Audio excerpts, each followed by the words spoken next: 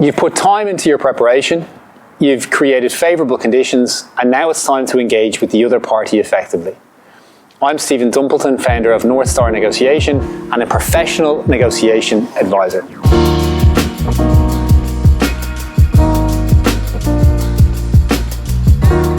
This is where strong communication, emotional regulation, and a collaborative mindset can make all the difference.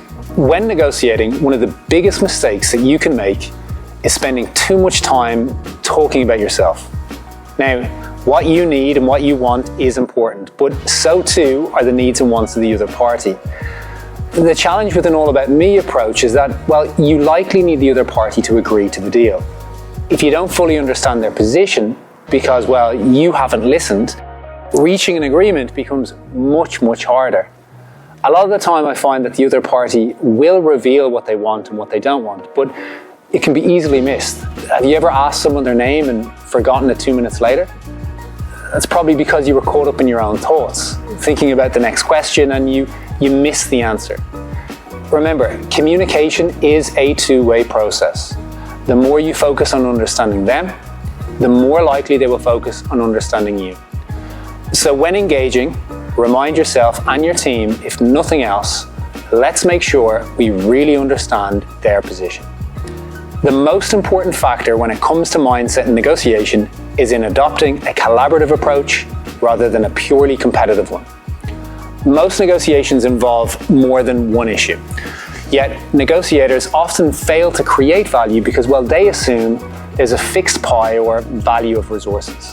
A job candidate might focus solely on negotiating their salary instead of including flexible work, professional development, or extra leave.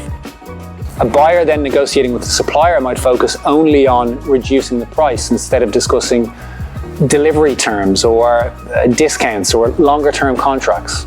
Unfortunately, the fixed pie bias, it affects even the most seasoned negotiators. The key is when approaching an important negotiation to adopt a mindset that looks for areas in which you can create value. If you can stay calm and composed during emotionally charged discussions, you'll be better equipped in responding thoughtfully rather than reacting impulsively. I've seen incredibly smart negotiators get triggered and react negatively when provoked. Negotiation is an emotional process, and if you let your emotions dictate your behavior, even with the best plan, you're going to struggle. This is why taking timeouts can be a game changer, or stepping away, even briefly, to clear your mind is important. Again, being well prepared and practiced also helps.